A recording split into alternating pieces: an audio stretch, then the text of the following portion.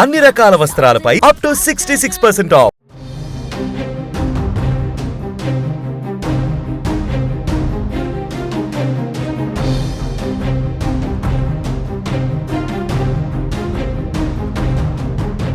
కన్న కూతురే తండ్రిని కడతీర్చిన ఘటన గట్కేసర్ పిఎస్ పరిధిలో చోటు చేసుకుంది.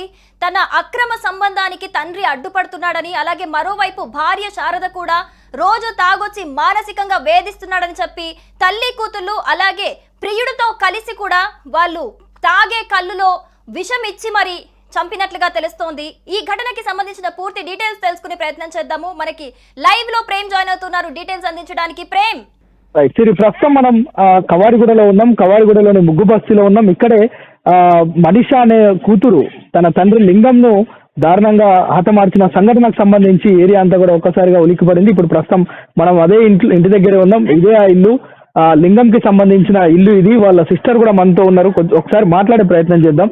అమ్మ చెప్పండి, ఎక్కడుంటారు మీరు? మీ తమ్ముడు ఏమవుతాడు మీకు? తను తమ్ముడు అవుతాడు. ఏమైందమ్మా, ఏం జరిగింది? ఆయనకు భార్య బిడ్డను ఉంచుకున్న ఆయన ప్రేమికుడు కలిసి చంపడం జరిగింది సార్. 12 గంటలకు సాయంత్రం మేము తెలియక వాళ్ళని పట్టుకొని ఏడవడం అయింది. అంతే శవం వచ్చేదాకా కూడా మాకు తెలియదు.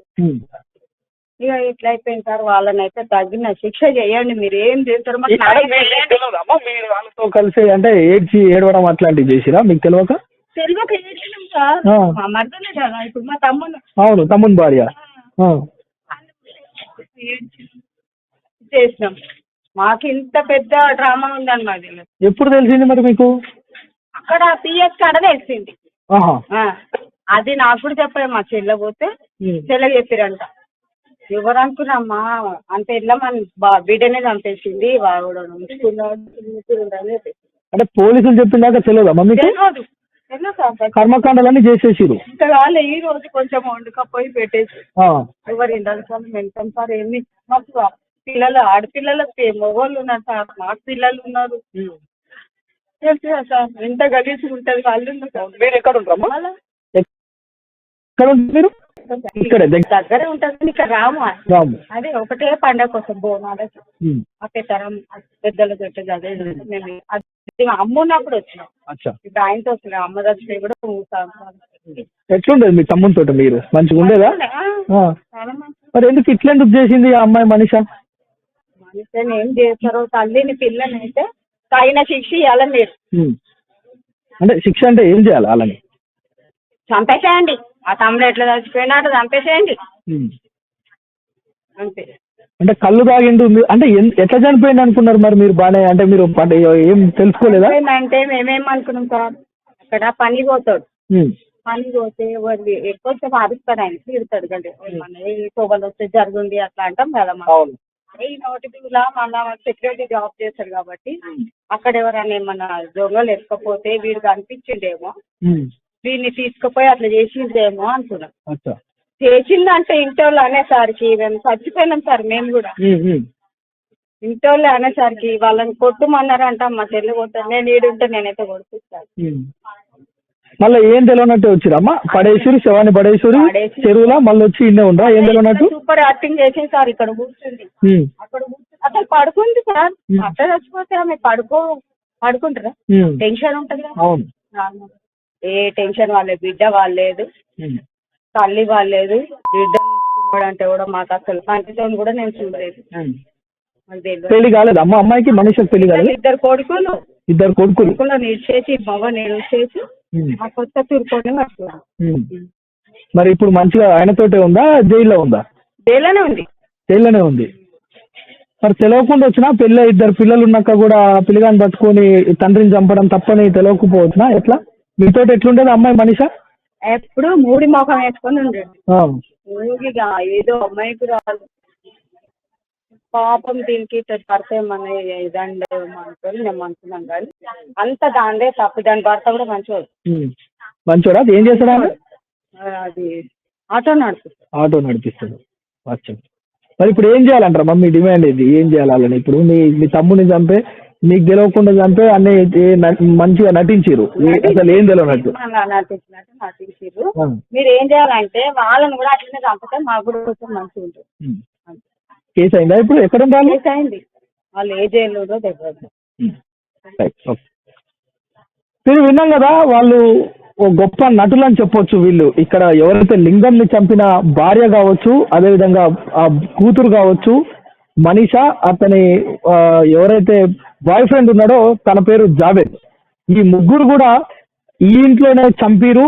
ఈ ఇంట్లో అసలు ట్విస్ట్ ఏంటంటే 6వ తేదీన నైట్ చంపడమే కాకుండా డెడ్ బాడీని ఇక్కడ పెట్టి వాళ్ళంతా కూడా సెకండ్ షో సినిమాకి వెళ్ళిరు. 12 గంటలకి చంపేసారంట. సినిమాకి వెళ్ళిరంట కదమ్మా. ఉదయం 12 గంటలకు చంపేసారంట. బాబు చెప్పింది కదా ఇందాక 1 గంటకు కారు వస్తుందంట. మాకు అవన్నీ ఏం తెలియదు. మిడ్ నైట్ చంపేసారేమో అనుకున్నాం. పొద్దున్నే చంపేసారంట. పొద్దున్నే చంపి సినిమాకి పోయారు. సినిమాకు పోయారు అని కూడా మాట్లాడుతుంది. చంపేసారేమో అది తెలియదు. అసలు ఒక ఫోన్ చేసినట్టు వస్తుంది సార్. ఇవన్నీ ఆయన చనిపోతారని ఆయనకు కూడా తెలియదు కదా. అది మీరైతే తగిన శిక్ష చేయాలి. సో వాళ్ళ చెల్లె ఎంత బాధపడుతుందంటే, నిజానికి అక్క చాలా బాధపడుతుంది. ఎవరైతే లింగం ఉన్నాడో ఆయన సెక్యూరిటీ గార్డ్ ఆయన పని చేసుకొని వచ్చి కొంత కళ్ళుకు అలవాటు అయ్యిండు. ఆ కళ్ళుకు అలవాటైన నేపథ్యంలోనే ఎవరైతే కూతురు మనీషా ఉందో ఇంకొక ముస్లిం అతనితో సహజీవనం చేస్తుంది. ఈ క్రమంలోనే ఇంటికి వచ్చినప్పుడల్లా ఎందుకు భర్తను వదిలేసి ఇంకొకరితో ఉంటున్నావు అని అడగడం, అప్పుడప్పుడు తిట్టడం తల్లిదండ్రులు అన్నప్పుడు సహజంగా చేస్తారు తిరిగి. అయితే ఇది ఇలా తిడుతుండు అని చెప్పి తల్లితోటి అదేవిధంగా బాయ్ ఫ్రెండ్ తోటి ముగ్గురు కలిసి పథకం పన్నీరు. కళ్ళు తాగుతాడు కదా, కళ్ళులో కొంత నిద్ర మాత్రలు వేసి చంపేద్దామని పథకం పన్నీరు. ఆ పథకం ప్రకారమే మొన్న నిట్ట మధ్యాహ్నమే ఈ కాలనీ అంతా బస్తీ ఏరియా మనం చూడొచ్చు ఒకసారి. చుట్టూ కూడా ఏదేదో పెద్ద గేటెడ్ కమ్యూనిటీ, దూరం దూరం ఉంటారని కాదు, మొత్తం కూడా పక్క పక్కన ఇండ్లే. అంత పల్లెటూరు వాతావరణం ఎట్లా ఉంటుందో అట్లా ఉంది. సో ఇక్కడ ఇలాంటి పరిస్థితుల్లో ఈ ఇంట్లో దారుణమైన ఘటన పాల్పడి మళ్ళీ ఆ టైంలో ఏం చేయాలో అర్థం కాక వాళ్ళంతా కూడా సినిమాకి వెళ్ళారు. ప్రేమ్ ఆ రోజు రాత్రి అక్కడ డెడ్ బాడీ ఉందని తెలిసినా కూడా వాళ్ళు ఇంట్లో డెడ్ బాడీని పెట్టి చంపేసినాక సినిమాకి వెళ్ళినట్లుగా తెలుస్తోంది. మరి అక్కడ స్థానికులకు ఎలాంటి అనుమానం రాలేదా? అక్కడ స్థానికులు ఏమన్నా చెప్తున్నారు? ఎందుకంటే అది బస్తీ ఏరియా అని చెప్తున్నారు. బస్తీ ఏరియా అంటే ఖచ్చితంగా పక్కన నేబర్స్ ఎప్పుడు కనిపెట్టుకొని ఉంటారు. మరి అలాంటి నేపథ్యంలో మరి బస్తీ వాళ్ళు ఏమన్నా అక్కడ ముందు మాకు అనుమానం వచ్చింది అని ఏమన్నా వ్యక్తం చేస్తున్నారా? మనం ఒక్కసారి మాట్లాడదాం, పక్కన చాలా మంది ఉన్నారు. అయితే ఏంటంటే జనరల్ గా ఎవరి పనులకు వాళ్ళు వెళ్ళే టైంలో ఈ ఘటన చోటు చేసుకుంది. ఇంట్లోనే డెడ్ బాడీని పెట్టి వాళ్ళంతా సినిమాకి వెళ్ళొచ్చిరు. తర్వాత కూడా ఒక క్యాబ్ ని తీసుకొచ్చి బాగా కళ్ళు తాగిందో అని స్థానికులను నమ్మించే ప్రయత్నం చేసిరు. వెంటనే ఇక్కడ నుంచి ఒక క్యాబ్ లో వాళ్ళు గట్కేసర్ దగ్గర ఒక చెరువులో పడేసినట్లుగా అయితే మనకు తెలుస్తుంది. అన్న, ఎట్లా ఉంటాడే మీతోటి పక్కన లింగం? లింగము నా చిన్నప్పటి ఫ్రెండ్ సార్. చిన్నప్పటి నుంచి మంచిగానే ఉంటాడు. మమ్మల్ని ఇద్దరు మజాక్లో బాగానే తెచ్చుకుంటాము. రోజు మా గల్లీకి ఇంటి డ్యూటీ చేస్తాడు. రోజు డ్యూటీకి వస్తాడు. కాకపోతే ఢిల్లీకి బాగా ఆడుతున్నారు. మొన్న శుక్రవారం మధ్యం వస్తున్నా, ఆ రోజు కూడా ఇంతకెళ్ళి వెళ్ళి నన్ను తీసుకుంటా మజాక్ చేశాడు. ఎక్కడ మీరు? ఎక్కడ? మాది వెనకగల్లి. మర్చిపోయిన శవం దొరికింది అని ఎవరో చెప్తారు. చెప్తే ఆ నైట్ వచ్చి ఇక్కడ మా వాళ్ళంతా ఏడుస్తారు. అంటే బిడ్డ చంపిందని తెలియదా మీకు? తెలియదు. నిన్న వాళ్ళు పోలీసు వాళ్ళు వచ్చి చెప్పదాకా మాకు తెలియదు. ఇక్కడ మా బాబాయ్ చనిపోయినాయి నెల మాసం చేస్తాం. అదే రోజు బాడీ దొరికిందండి. ఆ బాడీ దొరికింది. అంతకు ముందు వీళ్ళు ఎట్లుండే ఇంట్లో వాళ్ళు? చంపిన భార్య కావచ్చు, బిడ్డ కావచ్చు, వాళ్ళు ఎప్పుడు అట్లా కనిపించారు. ఎప్పుడు పాడు చేసుకొని ఉంటారు. అంటే లోపల ఏమైతే మనకు తెలియదు. కాకపోతే వాళ్ళు లోపల ఏముంటారో. వాళ్ళ భార్య మాత్రం డైలీ మా గల్లీకెళ్ళి వస్తుంది. మా ఇల్లు అక్కడ. ఒక్కసారి చెప్పండి, ఆమె ఎట్లుండేది మీతోటి? మేము మాట్లాడకపోతుంటాం. ఎందుకు? మంచిది కాదు కాబట్టి. మంచిది కాదు. మేము అసలే మాట్లాడాం. ఆడే తిన్నావక్క, పోతున్నావు సపరేవు అని అంటే పో అని అంటుంది. ఇక దాంతో మేము ఇప్పటిదాకా మాట్లాడలేదు. చంపి చెరువులో పడేసిరంట. కనీసం ఆ విషయం అన్న తెలుసా మీకు? తెలియదు. మేము ఆడ నెల మాసం కాడ మేము ఉన్నాము. ఇక భోజనాలు చేసినాము, కూర్చున్నాము. ఇక అందరూ వచ్చి ఏం చేశారంటే లింగం దర్శపోయింది అంటే కల్లా టెంట్ గింట తిప్పేసి లేక్షలకి లోపల పెట్టారు. తర్వాత ఎట్లా తెలిసింది మరి? ఇల్లు ఎవరో చెప్పారు. పోలీసు వాళ్ళు వచ్చిందాక తెలియదా ఇక్కడ వీళ్ళు చంపిరని? నిన్న మాత్రం పక్క తెలిసింది. నిన్న వచ్చిన పోలీసు వాళ్ళు మాత్రం గట్టిగా పిల్లల్ని తీసుకొచ్చి చూపిమని చెప్పారు. అది బక్కగా ఉంటది బిడ్డే పద్మాటిది, అది చూపించింది. ఏ ఏరియాకు చంపినవు అని చూపించారు. పోలీసు వాళ్ళు వచ్చి అడిగిరు ఎట్లా మంది వచ్చారు, 20 మంది దాకా వచ్చారు పోలీసులు. వాళ్ళకి చెప్పింది, వాళ్ళకి చెప్తే వాళ్ళు వచ్చి మాకు చెప్పారు. ఇంట్లోనేనమ్మా ఆదివారం 2:15 ఆయన పానం పోయింది. ఈడ మాత్రం పెళ్ళం మాత్రం మస్తు వచ్చింది. అది చూడలేని బాధ. ఎట్లుండేదమ్మా నార్మల్ గా ఆమె ఇంట్లో ఉన్న వాళ్ళ బిడ్డ కావచ్చు?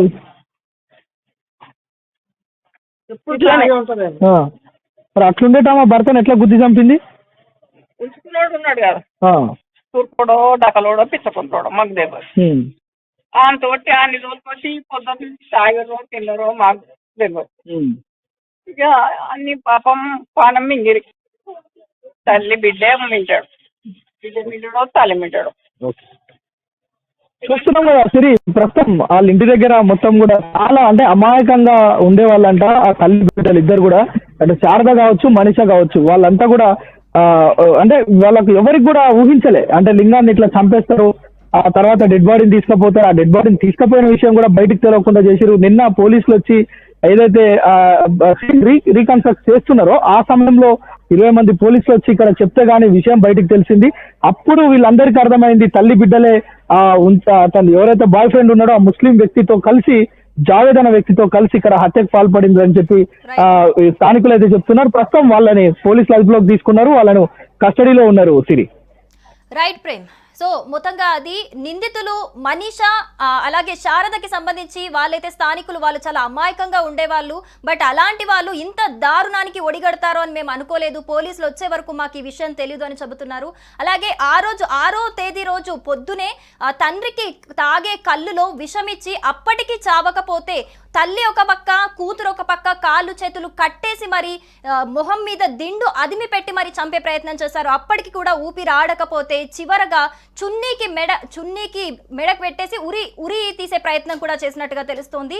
మరి ఇప్పటికే ఈ ఘటనకి సంబంధించి నిందితులనైతే ప్రియుడు జావేద్, అలాగే కూతురు మనీషా, అలాగే భార్య శారదని కూడా పోలీసులు కస్టడీకి తీసుకున్నారు. ఈ కేసుకి సంబంధించి అయితే పోలీసులు విచారణ జరుపుతున్నారు. సుమన్ టీవీలో మీ పర్సనల్ అండ్ బిజినెస్ ప్రమోషన్స్ కోసం కింది నెంబర్కి కాంటాక్ట్ చేయండి.